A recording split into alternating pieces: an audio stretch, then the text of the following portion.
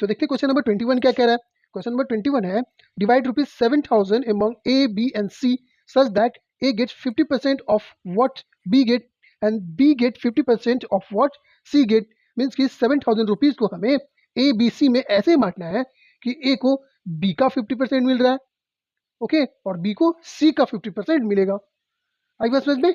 फिर से समझिए, 7,000 रुपीज को A, B, C में हमें ऐसे बांटना है कि A को कितना मिल रहा है, B का 50%, और B को कितना मिल रहा है, C का 50%। ओके, मीन्स कि हमें क्या मानना पड़ेगा, सबसे पहले अगर C का अमाउंट अगर हमें पता चल जाए तो B का भी अमाउंट पता चल जाएगा। ओके, क्योंकि क्या है अकॉर्डिंग टू क्वेश्चन कि जितना C को मिला है उसका 50% मिला है B को। ओके, और अगर B का पता चल गया तो A का भी पता चल जाएगा। कैसे? क्योंकि A को कितना मिला है, B को जितना मिला है उसका 50% A को मिला है। ओके, तो इसका मीन्स हमें क्या मानना पड़ेगा, C का अमाउंट हमें मानना पड़ेगा। तो ऐसे भी सॉल्व करते हैं, इजी है। सबसे पहले क्या लिख लेंगे, टोटल अमाउंट ₹7,000, कितना है, 7,000 रुपीज है, और इसी को डिवाइड करना मतलब इसी को बांटना है। ओके, तो क्या मानना पड़ेगा, लेट सीज शेयर, सीज का शेयर हम क्या मान लिए, X रुपीज मान लिए। ओके, क्या मान लिए हम कि C को X रुपीज मिला। ओके, तो अकॉर्डिंग टू क्वेश्चन क्या हो जाएगा, B को कितना मिलेगा, B शेयर, B को कितना मिलेगा, तो C को जितना मिला है यानी कि C को X मिला है, तो इसका यानी कि C को जितना मिला है उसका 50% मिला है B को, मीन्स कि 50/100। तो ये 51 जा 50 और 52 जा 100, तो X/2 मीन्स कि B को कितना मिला, B को कितना मिला, X/2 मिला। ओके, अब हमें C का भी पता चल गया और B का भी पता हो गया। अब क्या है, A को कितना मिला, A शेयर, फिर क्या है अकॉर्डिंग टू क्वेश्चन A को कितना मिला है, B को जितना मिला है उसका 50%, तो B का पता है हमें कितना, X/2 है, तो जितना B को मिला है उसका 50%, तो B को तो मिला है X/2, तो इसका 50% यानी 50/100। फिर से 51 जा 50 और 52 जा 100, तो X1 सा X हो गया और 2 जा 4 हो गया, मीन्स कि A को कितना मिला है, X/4। ओके, अब समझ में आ गई, C को कितना मिला है, X रुपीज, B को कितना मिला है, X/2 रुपीज, और A को कितना मिला है, X/4 रुपीज। ओके, तो क्या हो गया, जैसे A plus B plus C is equal to 7,000, means कि इस तीनों के अमाउंट को जो भी मिला है तीनों को, इसको अगर प्लस कर देंगे तो 7,000 हो जाएगा। तो करते हैं, A को कितना मिला है, X/4, प्लस B को कितना मिला है, X/2, और C को कितना मिला है, X, तो X/1 हो जाएगा, और तीनों को प्लस करके यानी कि 7,000। अब करते हैं कैलकुलेशन, इसे क्या हो जाएगा, ये 4, 2 और 1 कैल्शियम लेंगे तो क्या आएगा, 4 ही आएगा। 4 को 4 से डिवाइड करेंगे तो 1, यानी कि X का X ही हो जाएगा, प्लस 4 को 2 से डिवाइड करेंगे तो 2 2 जा 4, 2 होगा। 2 को X से मल्टीप्लाई करेंगे तो 2X, प्लस 1 को 4 से डिवाइड करेंगे तो 4, और 4 को X से मल्टीप्लाई करेंगे तो 4X इज इक्वल टू क्या हो जाएगा, 7,000/1 कर सकते हैं आप। अब क्या करना है, ऊपर में ये क्या हो रहा है, सेम वेरिएबल से, तो यानी कि प्लस ही होगा, साइन भी प्लस का ही है। 4X 2X 5X, okay, 4 2 6 7 7X, total कितना हो गया, 7X/4 इज इक्वल टू 7,000/1। अब क्या हो रहा है यहाँ पे, ये 7 से ये 7,000 कैंसिल हो रहा है ना, क्योंकि हम जानते हैं कि इक्वल या डिवाइड रहता है तो ऊपर से ऊपर और नीचे से नीचे अगर कैंसिल हो रहा है तो कैंसिल कर सकते हैं, या कैंसिल हो रहा है, 7 1 जा 7 और 7 1 जा 7, और ये 3 0 1 2 3 यानी कट गया 1,000 टाइम में। अब क्या हो गया, ये X/4 है और ये 1,000/1 है, तो क्रॉस मल्टीप्लाई करेंगे यानी कि X को 1 से मल्टीप्लाई करेंगे तो क्या होगा, X इज इक्वल टू 4 को 1,000 से मल्टीप्लाई करेंगे, ओके, तो क्या आ जाएगा 4,000, मीन्स कि X हमने किससे माना था, C को, से C का शेयर यानी कि C को कितना मिला, तो 4,000, तो क्या लिखेंगे, सीज शेयर, यानी C को क्या मिला है, 4,000 रुपीज मिला C को। B को कितना मिला, तो लिखते हैं 20 शेयर, B को कितना मिला था, X/2। अब ये लिख सकते हैं डायरेक्ट, है ना, नहीं तो क्या करेंगे, 4,000 का आप निकाल भी सकते हैं 50%, लेकिन हमने तो पहले ही यहाँ पे निकाल लिया है, X/2 है, तो क्या लिखेंगे, X/2 मीन्स कि X की जगह पे क्या करेंगे, 4,000 को पुट कर देंगे, क्योंकि X का वैल्यू 4,000 है, बाई 2 हो गया, तो 2 1 2 2 2 4, मीन्स कि 20 का शेयर कितना है, 2,000। अब क्या फाइंड करना है, C का शेयर, C को कितना मिला है ये फाइंड करना है, तो C को कितना मिला है, सॉरी C नहीं, A, मिस्टेक हो जाता है जल्दी जल्दी में, गड़बड़ होता है। तो C का तो हमने पहले निकाल लिया 4,000, B का क्या हो गया 2,000, और A का क्या है शेयर, X/4, तो क्या लिखेंगे, X/4 is equal to x का वैल्यू क्या 4000 बाई 4, तो 4 वन सा 4 और 4 वन सा 4 यानी 1000।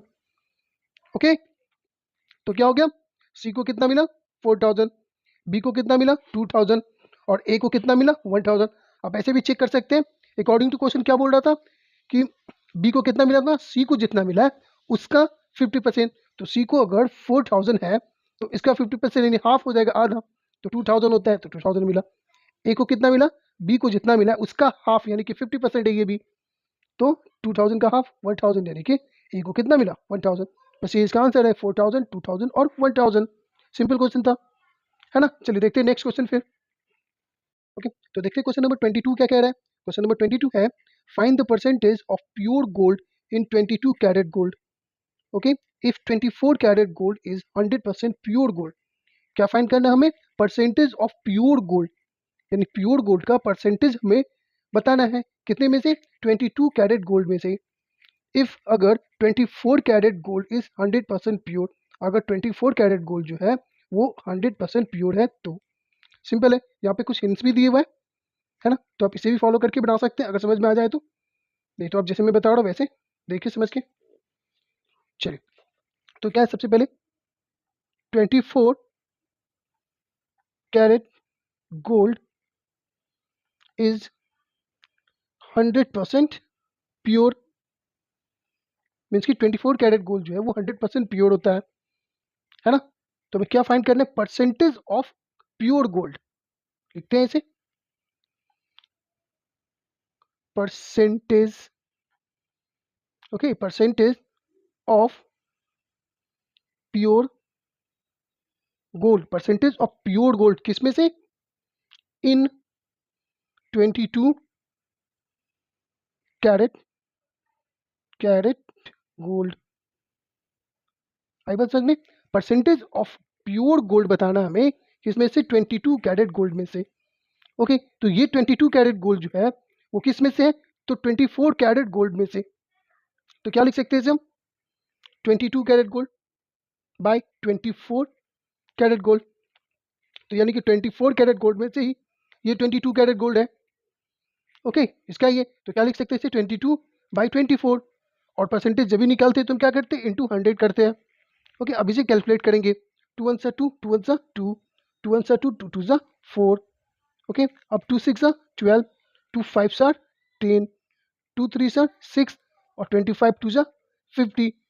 तो क्या हो गया यहाँ पे 11 इंटू 25, मीन्स कि 11 को 25 से मल्टीप्लाई करना है, तो क्या हो जाएगा 25, 25 मीन्स 5 7 2, 225, क्या आ जाएगा 275 बाई क्या हो जाएगा 3, तो क्या लिखेंगे यहाँ पे 3।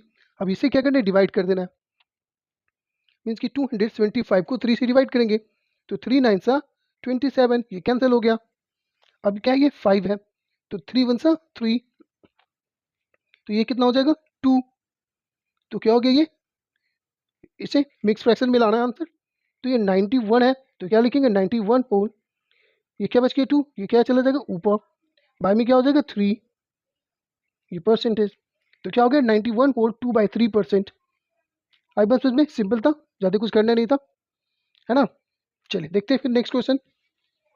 नेक्स्ट क्वेश्चन है, ओके, तो देखते हैं क्वेश्चन नंबर 23 क्या कह रहा है। क्वेश्चन नंबर 23 है the salary of an officer is increase by 25%, means कि एक ऑफिसर का सैलरी 25% इंक्रीज हो गया, यानी कि 25% बढ़ गया। By what percent should the new salary be decrease to restore the original salary. अब क्या है कि न्यू सैलरी में से कितना परसेंट डिक्रीज कर दें कि फिर से ओरिजिनल सैलरी के जैसा ही हो जाए। ओके, यानी कितना परसेंट न्यू सैलरी जो आ जाएगा, यानी 25% क्या हो गया, इंक्रीज हो गया, यानी कि बढ़ गया, तो ये न्यू सैलरी हो जाएगा। अब न्यू सैलरी में से कितना परसेंट डिक्रीज कर दे, कम कर दे, ओके, कि फिर से रीस्टोर हो जाएगा, यानी कि ओरिजिनल सैलरी जो था फिर से ओरिजिनल सैलरी के जैसा ही हो जाए। ओके, चलिए आइए इसे भी सॉल्व करते हैं। क्वेश्चन नंबर 23, ये लास्ट क्वेश्चन है, तो क्या लेंगे, क्या मानेंगे हम यहाँ पे, let the original, original salary हम मान लेते हैं, ओरिजिनल सैलरी बी 100, यहाँ भी कोई अमाउंट नहीं है इसलिए यहाँ पे 100 मान के ही बनाएंगे। ओके, तो क्या है कि जो ओरिजिनल सैलरी है वो 100 रुपीज़ है, अब क्या हो रहा है, इंक्रीज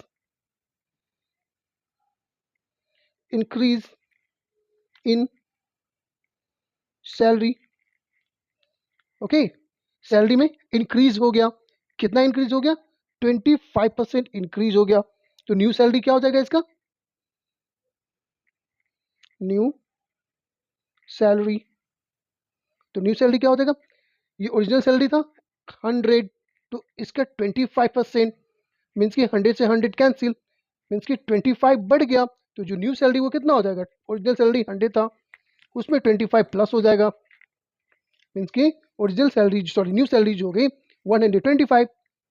ओके ना, ओरिजिनल सैलरी एक्स 25% इंक्रीज हो गया, तो न्यू सैलरी कितना हो गया 125। ओके, ये हो गया।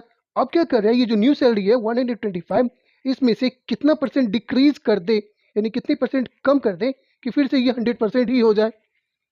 ओके, तो फिर से लिखना पड़ेगा, क्या लिखेंगे, decrease decrease amount to restore original salary. Okay, क्या है, decrease amount to restore original salary. तो 125 ये न्यू सैलरी है, तो इसमें से कितना माइनस कर देंगे अभी, यानी कितना डिक्रीज कर दे कि 100 यानी कि ओरिजिनल सैलरी हो जाए। तो करते हैं, ये न्यू सैलरी 125, इसमें से अगर 100 को ही माइनस कर देंगे तो क्या निकल गया 25, मीन्स कि इसमें कितना ज़्यादा है 25 ज़्यादा है। इसका मतलब ये हो गया कि न्यू सैलरी में से 25 को अगर 25 को माइनस कर देंगे तो ये ओरिजिनल सैलरी यानी कि 100 आ जाएगा। लेकिन हमसे यहाँ पे ये नहीं पूछा है कि कितना माइनस कर दे, यहाँ पे कितना परसेंट माइनस कर दे, ये बोला गया है। क्या बोला गया है, कितना परसेंट डिक्रीज कर दे। ओके, अगर ये पूछते कि कितना माइनस कर दे तब तो 25 हो गया, लेकिन यहाँ पे ये नहीं पूछा है, पूछा है कि कितना परसेंट डिक्रीज कर दे कि ओरिजिनल सैलरी रीस्टोर हो जाए, यानी कि फिर से वही हो जाए। ओके, तो यहाँ पे हमने देख लिया कि डिक्रीज अमाउंट कितना है 25, तो डिक्रीज परसेंट निकाल देंगे, डिक्रीज परसेंट क्या होता है, तो डिक्रीज कितना हुआ है 25, 25 कम हुआ, तो 25 बाय इसका कंपेयर किससे, तो न्यू सैलरी से ही ना, यानी न्यू सैलरी में से कितना परसेंट कम कर दे कि ओरिजिनल सैलरी हो जाए। तो न्यू सैलरी से ही इसका कंपेयर हो रहा है, तो इसलिए नीचे 125 ही लिखेंगे, क्योंकि ये न्यू सैलरी है 125। अब जानते हैं कि परसेंटेज जब भी निकालना होता है तो इंटू 100 करते हैं, हो गया। अब इसे कैलकुलेट करेंगे और आंसर हमारा आ जाएगा। जैसे 25 वन जा 25 और 25 फाइव जा 125, 5 वन सा 5, 5 टू जा 10 यानी कि 0। अब कुछ भी नहीं है, तो ये क्या हो गया 20%। आई बात समझ में, मीन्स कि न्यू सैलरी में से 20% अगर डिक्रीज कर देंगे तो फिर से ओरिजिनल सैलरी ही हो जाएगा। आई बात समझ में, तो थोड़ा क्वेश्चन को घुमा फिरा दिया है, बाकी है इजी। इस टाइप के क्वेश्चन आपने शायद 14-15 क्वेश्चन ऐसा ही टाइप था, है ना। चलिए, तो इस तरह से ये 23 क्वेश्चन भी कंप्लीट हो गया, और ये एक्सरसाइज में 23 क्वेश्चन ही था टोटल, तो ये कंप्लीट हो गया।